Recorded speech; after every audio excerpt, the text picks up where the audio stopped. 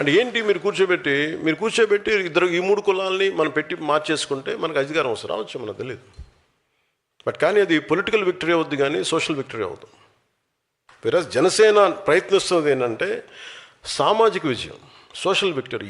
ఎవరు అధికారంలోకి వచ్చినా మనకేం కాదు అనే భద్రత మిగతా కులాలకి చాలా చాలా ఎసెన్షియల్. ఇది అంటే ఉదాహరణకి ఇది మీరు వేదిక పైన ఉన్న నాయకులు కానీ మీరందరూ ఆలోచించండి. మాధ్యమాలు చూస్తున్న సామాజిక మాధ్యమాలు కానీ ప్రసార మాధ్యమాలు చూస్తున్న వాళ్ళు కానీ ప్రతి సామాన్య పౌరులు మీరు కూడా ఆలోచించండి.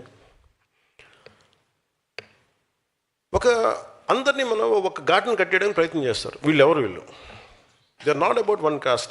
ఒక గ్రూప్ ఉండాలి అంతే, ఒక 10 మంది. అధికారం వాళ్ళ చేతిలోనే ఉండాలి, దానికి కులం లేదు. దానికి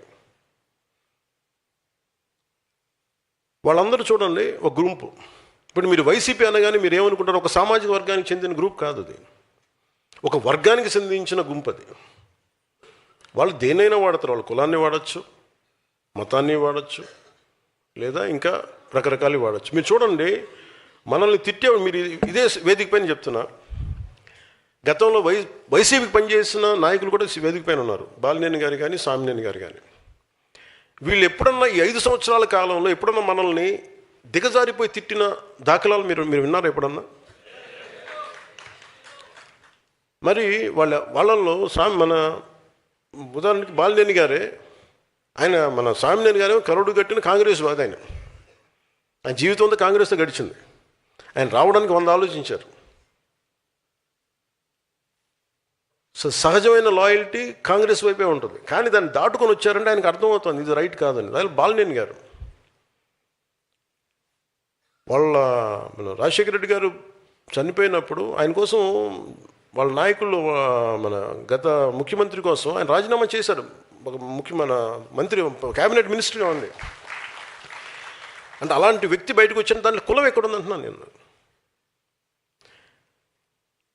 ఆయన విభేదించి ఎందుకు బయటకు రావాల్సింది సరిగ్గా లేదు. ఇదైతే రైట్ కాదు, ఇలాంటి రాజకీయం రైట్ కాదు, విచ్ఛిన్నమైన రాజకీయం రైట్ కాదు. సో అక్కడ ఎక్కడ కులం అనేది లేదు. అది నా మాట చెప్పడానికి చెప్తున్నాను ఇదంతా. ఇప్పుడు నన్ను తిట్టే వాళ్ళందరూ చూడండి, నన్ను తిట్టిన వాళ్ళు ఇప్పుడు దాకా అందరూ కాపులు తిట్టారు నన్ను. అంటే ఎవరి భుజాల మీద పెట్టి మీరు కాలుస్తాం తుపాకులు. అంటే మీకు ఇది చాలా జాగ్రత్తగా చూడాలి. అంటే వీళ్ళు ఏం చేస్తున్నారు? మీ సబ్ టెక్స్ట్, మీరు మాట్లాడేది ఒకటి, చూసేది ఒకటి, చెవులకి మీ భావం ఏం వెళ్తుంది లోపలికి.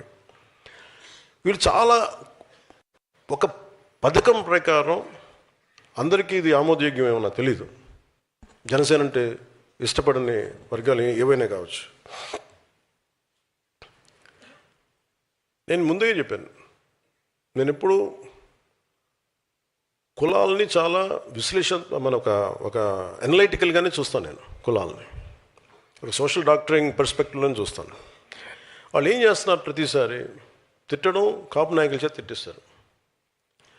లింగంనేని రమేష్ గారికి ఇస్తే వాళ్ళే తిడతారు.